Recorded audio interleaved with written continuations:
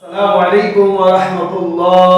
الحمد لله وحده والصلاة والسلام على من لا نبي بعده. أعوذ بالله من الشيطان الرجيم. بسم الله الرحمن الرحيم. প্রিয় মুসলিম ভাই বোনেরা, খুব মনোযোগ সহকারে লক্ষ্য করুন। আমি যে শব্দটি পড়াবো এই শব্দটি তিনবার করে বলে দেব। এভাবে ওয়াকফের যে চিহ্ন রয়েছে এই পর্যন্ত আমি বলে দেব। এরপর আমি এইটুকু পুরো তেলাওয়াত করে দেব। এরপর পুরো আয়াতটিতে কি কি নিয়ম রয়েছে, কি কি তাজবিদ রয়েছে, তার নাম কি, তার ব্যবহার কিভাবে করতে হবে এগুলো বলে দেব। এরপর আমি পুরো আয়াতটি আবার পুনরায় তেলাওয়াত করে দেব আপনাদের সুবিধার্থে। খুব মনোযোগ সহকারে লক্ষ্য করুন। وعلم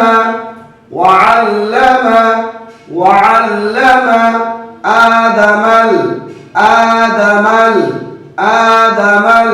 الأسماء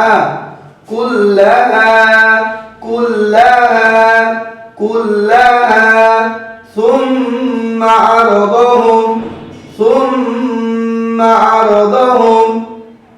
ثم عرضهم على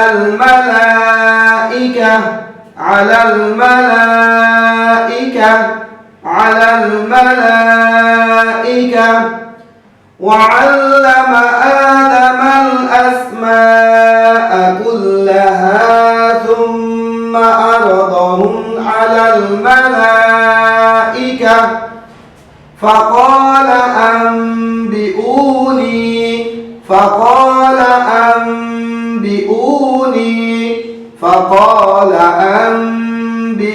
أنبئوني بأسمائها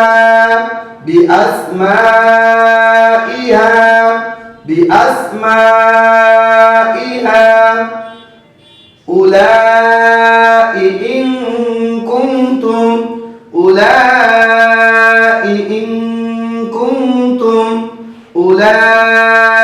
إن كنتم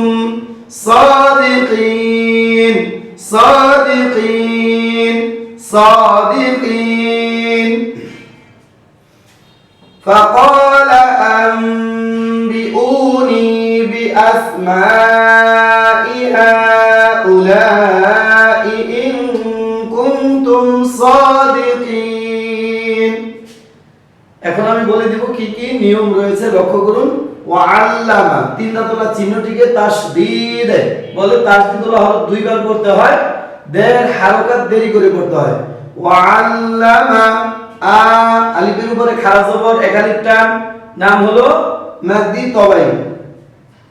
আদামাল মিমের উপরে সাকিন, মনে রাখবেন লামের উপরে সাকিন, লামে মিমে নুন আইন র এই পাঁচটি হরফে যদি সাকিন পাওয়া যায় পড়ার সময় একটু দেরি গুণা ভাব করে পড়তে হয়, এটাকে লিল ওমর বলা হয়।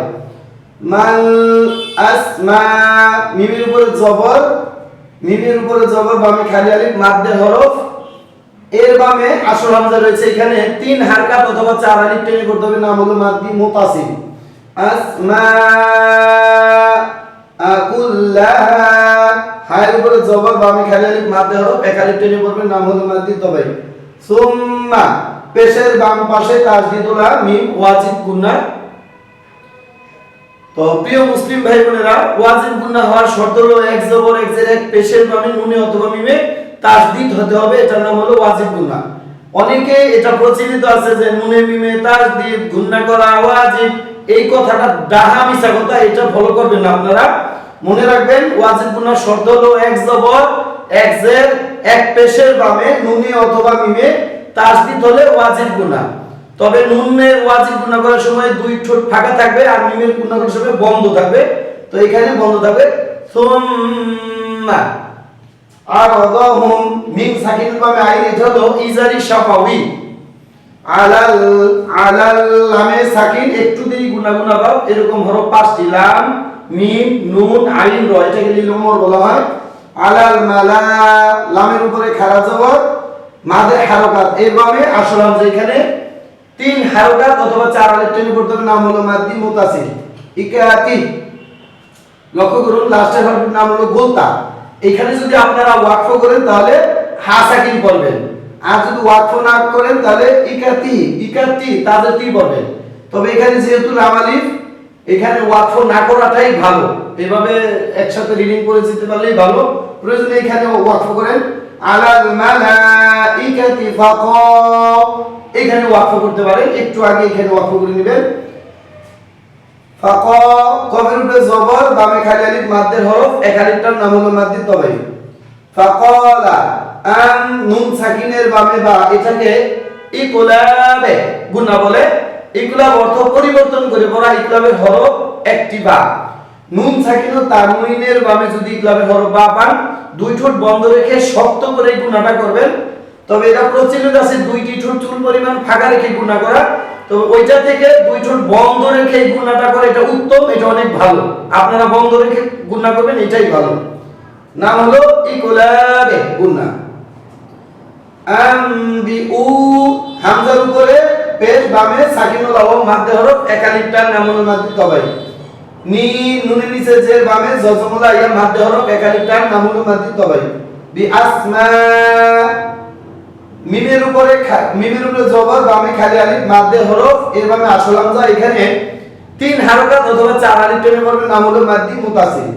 আসমা আসমাই হা হায়ের উপরে খাড়া জবর, বামে আসল হামজা। এখানে তিন হারকাত অথবা চার আলিফ টেনে পড়বেন, নাম হলো মাদ্দি মুতাসিল। উলা লামের উপরে খাড়া জবর, লামের উপরে জবর, বামে খালি আলিফ মাদ্দে হরফ, এর বামে আসল হামজা। এখানে তিন হারকাত অথবা চার আলিফ টেনে পড়বে, এর নাম হলো মাদ্দি মুতাসিল। ইন নুন সাকিনের বামে কাফ, এটা হলো ইকফা গুণা, ইকফার হরফ কাফ। ইকফা শব্দের অর্থ হলো গোপন করা বা গুণা করা। ইকফার হরফ 15টি, তা সা জিম দাল জাল যা, সিন শিন সালে দলে ত জ ফা কফ কাফ। এই 15টি হরফ আপনার মুখস্থ করতে হবে। নুন সাকিন ও তানউইনের বামে 15টি হরফের কোন একটা হরফ যদি আসে, ওই হরফের মাখরাজে থেকে এই ইকফা গুণাটা করবেন। আর অবশ্যই গুণাটা করার সময় নাকের ভিতরে গুনগুন করবেন, এবং প্রত্যেকটা গুণা শেষে অনুষ্কার যেন হয়। ইন কুনতুম কুম, আবার দেখুন নুন সাকিনের বামে তা, ইকফার হরফ তা, কুনতুম। এবং মিম সাকিনের বামে সাদ, এটা হলো ইজারি শাফাউই, এই সাদ হরফটি ইজারি শাফাউই। কুনতুম তুম। আরেকটি জিনিস মনে রাখবেন, এখানে যে কাফ, এখানে যে তা, এই দুটোটা হরফই কিন্তু হামসের হরফ। অবশ্যই এই হরফগুলো পড়ার সময় বাতাস বের করে পড়বেন। কুনতুম সাদের উপরে খাড়া জবর, মাদে হালকা, এক আলিফ টেনে পড়তে হবে, নাম হলো মাদ্দি তবে। সাদিকিন কফের নিচে জের, বামে জজমুল আইয়া মাদ্দে হরফ, এর বামে নুন, নুনে আমরা ওয়াকফ করব। তবে মনে রাখবেন কোরআন মাজিদ তেলাওয়াত করার সময় 7টি চিহ্নের উপরে ওয়াকফ করলে সাকিন করতে হয়। চিহ্নগুলো হলো এক জবর, এক জের, এক পেশ, দুই জের, দুই পেশ, খাড়া জের, উল্টো পেশ। তো এখানে দেখতে পাচ্ছেন আপনারা যে নুনের উপরে জবর আছে, আমরা এখানে ওয়াকফ করার কারণে এখানে সাকিন বসিয়ে এই তিনটি হরফ একসাথে পড়তে হবে। কফ ইয়া নুন জের কিম, এটা দুই হারকাত অথবা তিন আলিফ টেনে পড়তে হবে, নাম হলো মাদ্দি আওয়াতুন। আশা করি বুঝতে পেরেছেন। এখন আমি আপনাদের সুবিধার্থে পুরো আয়াতটি তেলাওয়াত করে দেব, লক্ষ্য করুন।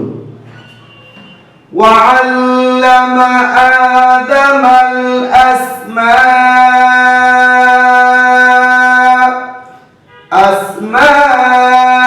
কুল্লাহা সুম্মা আরাদাহুম আলাল মালাইকাতি ফাকালা আনবিউনি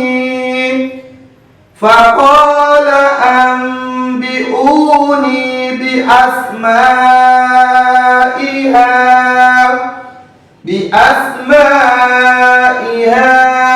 হাউলাই ইন কুনতুম সাদিকিন।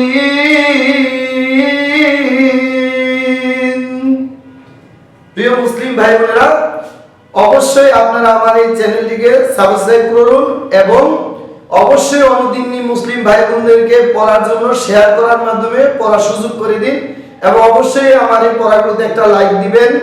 পাশাপাশি কোনো ধরনের কোনো সমস্যা বা আপনাদের যদি কারো কোনো প্রশ্ন থাকে তাহলে আপনারা আমাকে কমেন্টের মাধ্যমে জানাবেন। ইনশাআল্লাহ অবশ্যই আপনাদেরকে কোরআন শিখার ব্যাপারে যেই প্রশ্নটাই করবেন ইনশাআল্লাহ আপনাদেরকে আমি সঠিক উত্তর দেওয়ার চেষ্টা করব ইনশাআল্লাহ। তো প্রিয় মুসলিম ভাই বোনেরা, যারা যারা আপনারা এই মাহাদু তালিমুল কোরআন যে ইউটিউবে চ্যানেলের সাথে যারা অ্যাক্টিভ হয়েছেন, আল্লাহ আপনাদের ইহকাল পরকাল ভালো করুক, আমিন। এই বলে আজ আমি এখানেই পড়া শেষ করতেছি। সুবহানাকা আল্লাহুম্মা ওয়া বিহামদিকা লা ইলাহা ইল্লা আনতা আস্তাগফিরুকা ওয়া আতুবু ইলাইক। আসসালামু আলাইকুম ওয়া রাহমাতুল্লাহ।